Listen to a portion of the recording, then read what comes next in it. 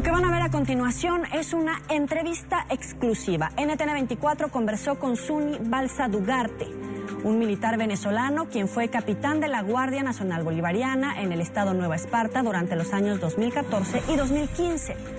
Abandonó su país, dice él, cansado de ser testigo de múltiples casos de corrupción y abuso de poder bajo el gobierno de Nicolás Maduro. Balsadugarte prestó seguridad y atención al círculo más cercano a Maduro y tuvo bajo su control el aeropuerto y el puerto internacional de carga en Isla Margarita.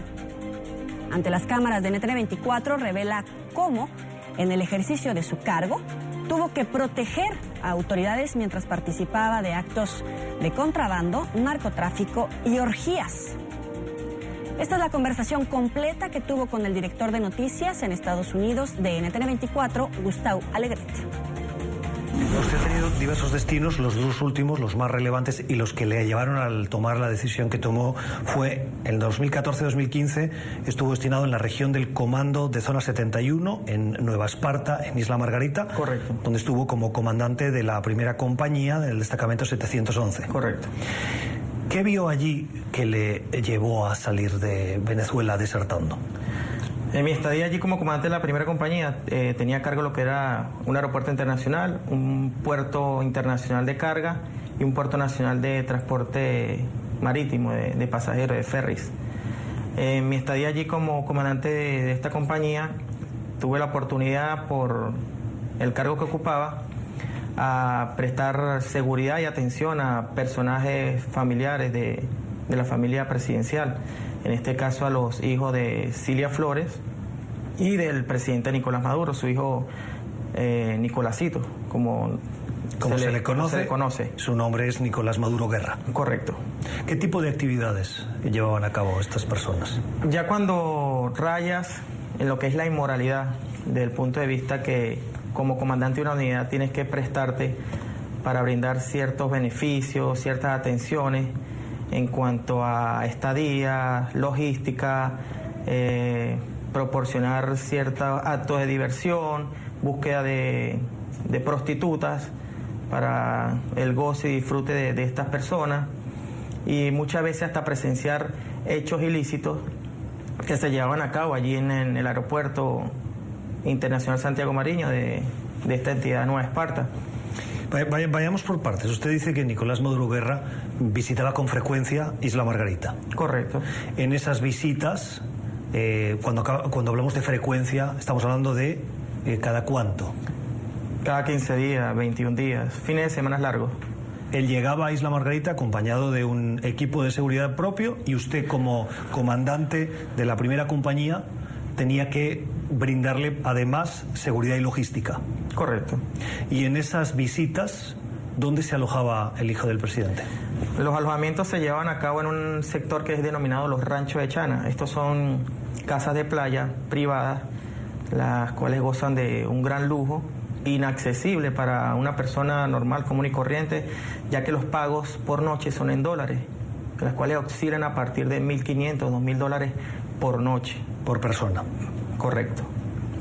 Era allí donde la comitiva era dirigida y era llevada hasta estos lugares para que pernotaran y disfrutaran o pasaran allí el fin de semana. ¿Quién pagaba esos alojamientos? Normalmente estos pagos se ejecutaban por empresarios relacionados con la cúpula gubernamental. Específicamente allí, en esa entidad la llevaba a cabo una persona de nombre Francisco Pino, que es un empresario de allí de la isla de Margarita. Cuando estas personas llegaban allá, en su estadía se podía evidenciar, ya que estuve allí presente, o sea, fui testigo de ello. No fue que me lo contaron y estuve allí presente como testigo.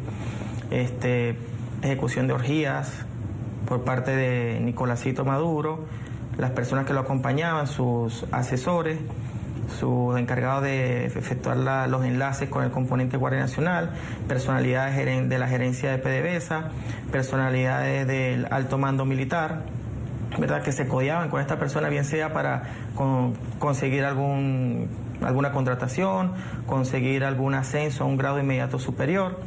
Y bueno, se llevaba a cabo durante todos estos días ingesta de bebidas alcohólicas, ingesta de sustancias estupefacientes, ejecución de orgías, 15, 12, NX cantidad de mujeres allí a disposición durante la noche, que eran buscadas en un prostíbulo muy conocido de la entidad y llevados allá y reemplazadas al día siguiente. ¿Quién más participaba en esas actividades? Bueno, como te lo acabo de decir un momento, personas de la gerencia de PDVSA, generales de diferentes componentes que estuvieran de turno para acompañarlo en cada visita, y sus asesores o su círculo de amigos.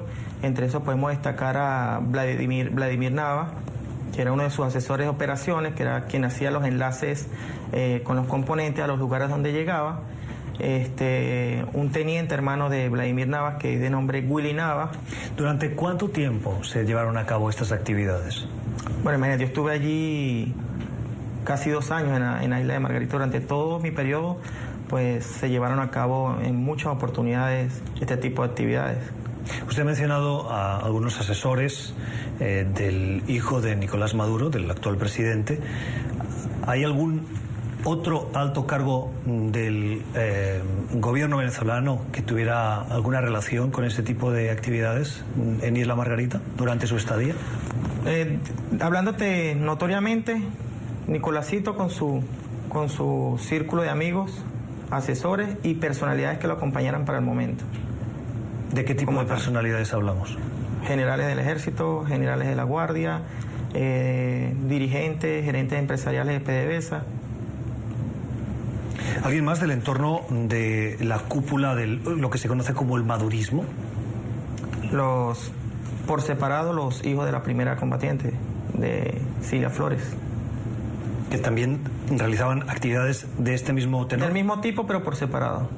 ¿Y de las cuales usted fue también testigo? Sí, nunca se veía en una liga, Nicolásito con los hijos, es totalmente por separado.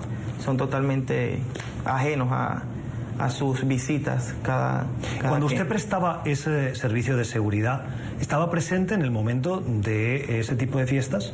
Sí, totalmente, ya que tenía que supervisar lo que era la alimentación, la bebida, la llegada de la chica, que se desenvolviera todo el entorno sin ningún tipo de novedad, verificar que ninguna de estas personas tuviera un registro fotográfico, videográfico o de audio que pudiera comprometer a estas personas que estuvieran allí, encargado también de lo que era la seguridad perimétrica del área donde se encontraba, en conjunto con la seguridad privada que él llevaba, para articular esta seguridad y que todo el proceso, su estadía, se llevara a cabo sin ningún problema. ¿Y no le creaban a usted o al equipo que usted dirigía incomodidad al presenciar actos sexuales? Bueno, normalmente cuando esa estadía pasaba a otro plano, normalmente nos retirábamos del área y nos permanecíamos fuera de las instalaciones. ¿Y esto pasaba siempre? Sí, para no no había fiesta. Correcto, para no presenciar ese tipo de actos. Lo dejábamos a ellos, como quien dice, en su mundo allí. En su destino en Nueva Esparta, usted estaba como responsable del Aeropuerto Internacional Santiago Mariño, del Puerto Internacional Guamaché, de la Terminal Nacional de Ferries Punta de Piedra. ¿Qué más vio en estos destinos de puertos de entrada y salida que le llevaran a tomar la decisión de desertar? Normalmente las actividades que se ejecutaban allí en la rampa militar del Aeropuerto Internacional Santiago Mariño, en cuanto a la llegada de aeronaves, en este caso las aeronaves en las cuales se desplazaba Nicolás Maduro, hijo, en las cargas que se efectuaban durante horas nocturnas por parte de camionetas pick-up, las cuales ingresaban directamente a rampa con cargas, ¿verdad?, en bultos que eran llenados en referidas aeronaves y desconocidas para nosotros, ya que no profundizábamos en el conocimiento de estas cargas, porque era como muy restringido. Aparte que no gozaban de ningún tipo de control aeroportuario, control de narcóticos, revisión, de ningún tipo, ya que era directo este tipo de carga. ¿De quiénes eran los aviones? ¿De quién tiene la propiedad de esas aeronaves? PDVSA, son aeronaves jet privados de PDVSA. ¿La carga llegaba en camionetas pick-up? Sí, correcto. ¿Y entraban directamente por la rampa militar? Correcto. ¿No por el área civil? No, por la rampa militar. ¿Y entraban al lado de la aeronave y quién descargaba esos bultos y los cargaba en la aeronave. Las personas que llegaban en dichas pick-up eran las que efectuaban la carga y muchas veces el mismo personal de tropa que estaba en la atención de su visita participaba en la carga de este tipo de material que ingresaba a las aeronaves. Por razones de seguridad, por inteligencia militar, es normal, se puede producir escenarios en los que lleguen camionetas con material o documentos o información que no pasen por la seguridad habitual para entrar en aeronaves. La normativa aeronáutica a nivel nacional y lo que es el control de narcóticos reza que toda aeronave que vaya a partir o vaya a hacer uso de una rampa en el territorio nacional debe ser sometida a revisión, indiferentemente sea del área civil o sea del área militar. Esto para garantizar la seguridad como tal. ¿Ustedes no hacían esas revisiones? ¿Por qué no las hacían? Recuérdate que uno está ocupando un cargo y está tratando con personas directamente al presidente. Efectuar una revisión de este punto de vista o de repente meter un freno y solicitar, revisar qué es lo que se está ingresando o solicitar una revisión de la aeronave te puede acarrear un problema en tu carrera, un problema en tu estabilidad laboral, digamos así. Puedes correr en riesgo la ocupación del cargo que para ese momento desempeñe. Y por la premura de cohibir, nos cohibíamos de efectuar estas revisiones. ¿Usted podría identificar o mencionar algunas de las personas que estaban involucradas en la llegada de ese material o la salida de esos aviones? Bueno, recuerda que desconocíamos quién eran estas personas que llegaban en las pick-up a efectuar la carga y las que se relacionan son las personas que estaban de visita. Nicolás Maduro, hijo, con la comitiva o el personal que lo acompañaba, ya que la aeronave que era encargada era la aeronave donde él se desplazaba. O sea, estas aeronaves de PDVSA eran utilizadas por el hijo del presidente de Venezuela para transportar sustancias o materiales que no pasaban ningún tipo de seguridad y que llegaban en pickups por personas no identificadas, que entraban en la aeronave y partían sin ningún tipo de registro. Sí, porque tampoco teníamos conocimiento de los planes de vuelo. ¿A dónde podían ir esas aeronaves? Normalmente acá por el poco conocimiento que uno logra por su pericia profesional, por la autonomía de vuelo que puede tener una aeronave de esto, presumimos que puedan ser islas del Caribe, Martinica, Grenada, Barbados, Trinidad y Tobago, República Dominicana. Es lo que presumimos que puede ser el destino de esta aeronave. ¿Qué cree usted que eran esos paquetes que llegaban en pickups y salían por avión? Sencillamente no te puedo dar una certeza de que, pero presumimos que era algo ilícito ya que no lo sometían a un control o a una revisión. ¿Por el tipo de paquetes podríamos hablar, por ejemplo, de cocaína? Se puede decir, correcto. Por el tipo de embalaje, por el tipo de unidad que se ingresaba a la aeronave. ¿Con qué frecuencia pasaba esto en su tiempo? Cada visita. Cada visita del hijo de Nicolás Maduro a la isla Margarita, en la que se hacían el tipo de fiestas que usted ha descrito, coincidían con la salida de ese tipo de aviones y, por supuesto, con la llegada de pickups o camionetas con materiales. Es así. Y eso pasaba cada 15 o 20 días. Correcto. Durante 2 años seguidos. Correcto. Que fue el tiempo en el que usted estuvo en ese destino. Correcto. ¿Quién más estuvo de una manera directa o indirecta del entorno o de la cúpula del gobierno actual de Venezuela vinculado en ese tipo de... Los hijos de Cilia Flores llevaban a cabo este mismo modus operandi de visitas, de estadía y de operaciones en la rampa militar. Igualmente el actual vicepresidente Tarek El Aissami, el cual también efectuaba, no le prestábamos la misma atención o la misma seguridad, ya que él era más reservado, pero igualmente efectuaba este tipo de acciones con jet privados de su propiedad en referida a rampa militar. O sea que los aviones que utilizaba, a su juicio, por lo que nos está contando el actual vicepresidente de Venezuela, eran aviones del mismo Tarek El Aissami, sí, correcto, que él cargaba de la misma manera por la misma rampa militar, sí, y con apoyo de la Guardia Nacional, por instrucciones de él, paquetes que llegaban sin ningún tipo de seguridad. Correcto. ¿Y las aeronaves eran similares a las de PDVSA? Sí, es el mismo tipo, siempre Citation, Falcon 900, es el tipo de aeronave que con las que operan. ¿Usted vio al vicepresidente Tarek El Aissami participar en la recepción de esas pickups y montarse en las aeronaves? No, recuerda que él trabajaba aparte, pero sí teníamos conocimiento, ya que yo era el comandante del aeropuerto, las llegadas y las salidas, y la presencia de él allí en Margarita. Cuando el vicepresidente llegaba, ¿cómo le avisaban a usted? Automáticamente los sargentos que laboran en el aeropuerto informan la llegada de la personalidad. Y la información incluye el nombre y el cargo. Sí, correcto. ¿Y en esos casos se activa algún protocolo extraordinario? Normalmente sí. ¿Qué tipo de protocolo? Seguridad de ruta, de su traslado al aeropuerto hasta el destino donde se vaya a instalar esta personalidad. Y muchas veces esta atención o este dispositivo era rechazado o simplemente no aceptado por la personalidad que llegaba. ¿Con qué frecuencia Tarek El Aissami visitaba el aeropuerto de...? Mensualmente. O sea que cada 30 días aproximadamente Tarek El Aissami recibía paquetes de desconocido origen. El mismo modo operandi. Los subía en su aeronave y la aeronave partía. ¿Tarek El Aissami viajaba en esa aeronave? Sí. Es una aeronave de su propiedad, tenemos entendido. Había veces que la aeronave podía estar cargada y partía sin el hijo del presidente o de Tarek El Aissami, que se quedaban en tierra. Correcto. También pasaba. Estados Unidos ha insistido una y otra vez que Diosdado Cabello es responsable de actividades de narcotráfico. ¿Diosdado Cabello estuvo de alguna manera vinculado en esas actividades que usted describe? No había conocimiento de nosotros como tal. ¿Cree que podía estarlo de alguna u otra manera, es decir, de manera indirecta? En alguna oportunidad, como comandante de esa unidad en Margarita, tenía bajo mi cargo también el área de la playa El Yaque, que es un área turística de allí de la isla de Margarita, y en una oportunidad tuvimos la coincidencia de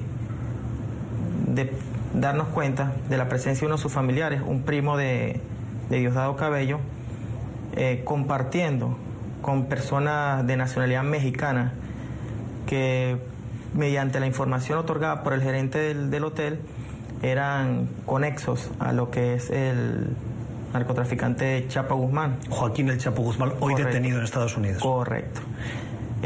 Igualmente la presencia de dos de sus hijos allí en el área. ¿Hijos del Chapo Guzmán? Sí, correcto. ¿Usted los vio personalmente? Sí, correcto. Allí. ¿Cuál era el motivo de la presencia de esas dos personas en Isla Margarita? Ellos estaban reunidos con este familiar de Diosdado Cabello allí en el hotel Yaque Paradise. Estaban muy amenamente compartiendo ambos hijos con el primo de Diosdado Cabello, dos sobrinos de hijos del primo de Diosdado Cabello,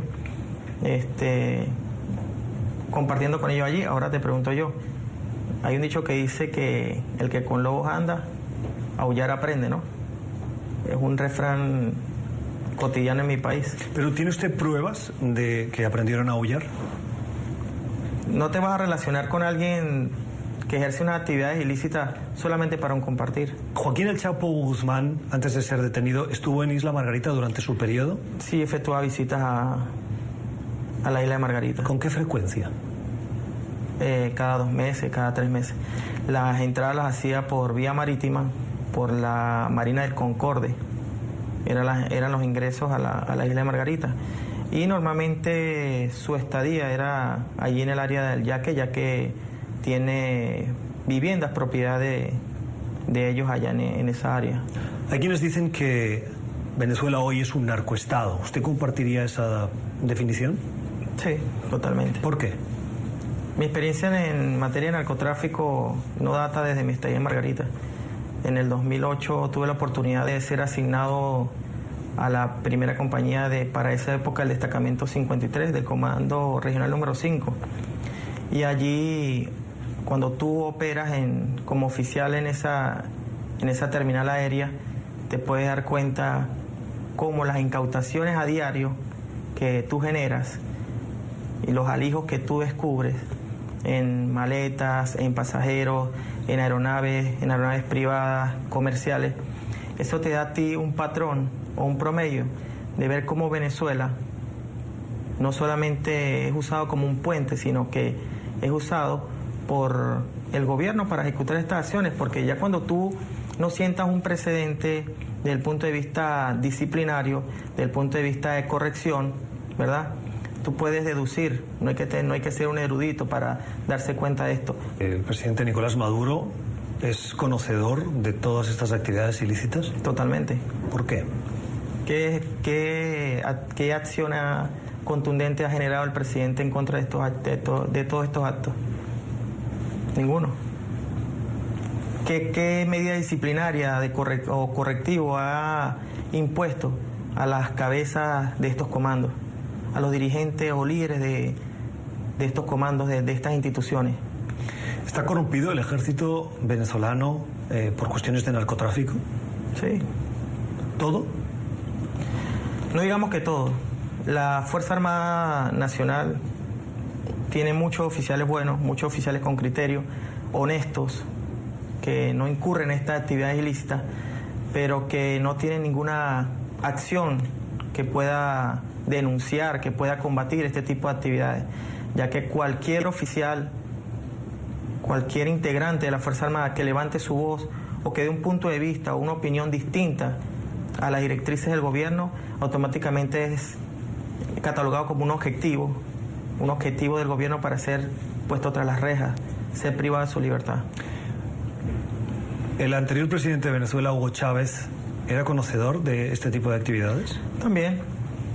El presidente, y más Chávez, que Chávez era un presidente que controlaba absolutamente todo y gozaba de un grado mayor de lealtad por parte de todos los que ocupan su cúpula gubernamental. Mucho más aún, Chávez. Se ha declarado en rebeldía un capitán que se llama Juan Carlos Caguaripano. ¿Le conoce? Sí. Juan Carlos Caguaripano Scott. Tuve la oportunidad de conocer en el año 2004, cuando era aún alférez, estudiante de la FOFAC, de la Academia Militar de la Guardia, en la ciudad de Puerto Ordaz. El gobierno dice que lo que ha llevado a cabo en esta acción militar o este incidente militar en la base de Valencia es una acción terrorista. No lo considero terrorista porque si hubiese sido terrorista, hubiese asesinado a todos los soldados o hubiese asesinado a gran número de los que estaban allí dentro de ese cuartel. Lo que él efectuó allí fue una toma de un objetivo con el menor número de bajas posibles para el personal que operaba en ese batallón. Para nosotros, desde el punto de vista, digamos, los revolucionarios, porque somos revolucionarios en contra de este régimen, es un logro, es un éxito. Y Juan Carlos Caguaripano Scott lo considero una persona demasiado inteligente, es una de sus virtudes, es un oficial demasiado inteligente. Es, para el área que manejaba, que era el área de investigación, es excelente investigador penal. De hecho, en su estadía en el Comando Antiextorsión y Secuestro en el año 2004, muchas veces refutaba acciones del comandante de esa unidad, que para la época era el teniente coronel Levane Márquez, hoy en día general de división. Y muchas veces delante de nosotros pues enfatizaba el por qué él tenía que hacer actividades ilícitas, como de inspeccionar alguna empresa, alguna contratista o alguna persona jurídica para ejecutarle alguna presión que le devengara a ellos algún fin de lucro. Y muchas veces este oficial pues estaba en contra de eso, simplemente no cumplía la orden. Se lo decía en su cara a este comandante, incluso delante de nosotros, y por esto era catalogado como un oficial indisciplinario, indisciplinado por hacer su trabajo, o insubordinado por hacer las cosas como eran. Entonces no lo veo como un acto terrorista. Terrorista si hubiese cargado de explosivos ese batallón y lo hubiese volado, pero fue una toma de un objetivo que más adelante tengo la fe de que nos traerá más frutos por parte de este capitán. Hay gente que podría pensar que usted es un traidor porque ha desertado y porque ha decidido hoy atender esta entrevista y denunciar esa corrupción dentro del ejército. ¿Es usted un traidor? No me considero un traidor. Traidor es el que se queda. Traidor es el que sigue siendo parte de este sistema. Traidor es el que prefiere quedarse callado. Traidor es aquel que apoya a ese régimen. Traidor es el que permite que sigan saliendo narcóticos por estos puertos y aeropuertos. El que permite estos vejámenes, esta violación de derechos humanos. El que permite estas muertes de jóvenes, porque están muriendo jóvenes. no están muriendo delincuentes, no están muriendo malandros, están muriendo jóvenes estudiantes que están reclamando una situación de un país. Hay gente muriendo en hospitales. El año pasado la tasa de mortalidad en manos de AMPA fue de 28.000 muertes, peor que si estuviéramos en guerra. Entonces no me considero un traidor. Traidor es el que se queda, el que se calla, el que no dice nada, el que no levanta su voz o el que no hace una acción en contra de este régimen. Por eso no me considero un traidor. Prefiero no seguir siendo parte de este sistema.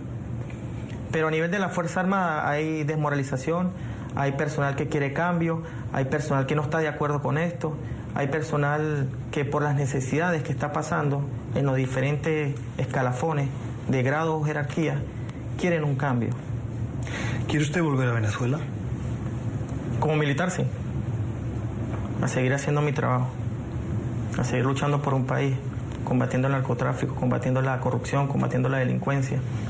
Que el pueblo abra los ojos, que el pueblo se dé cuenta de cuál es el plano gubernamental, de qué es lo que ejecuta el gobierno, de qué es el doble discurso, de su doble moral.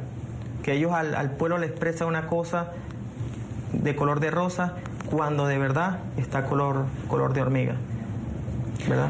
Capitán Zuni Balsa, gracias por haber estado en NTN 24. Para mí es un placer haber estado acá con usted. Muchísimas gracias.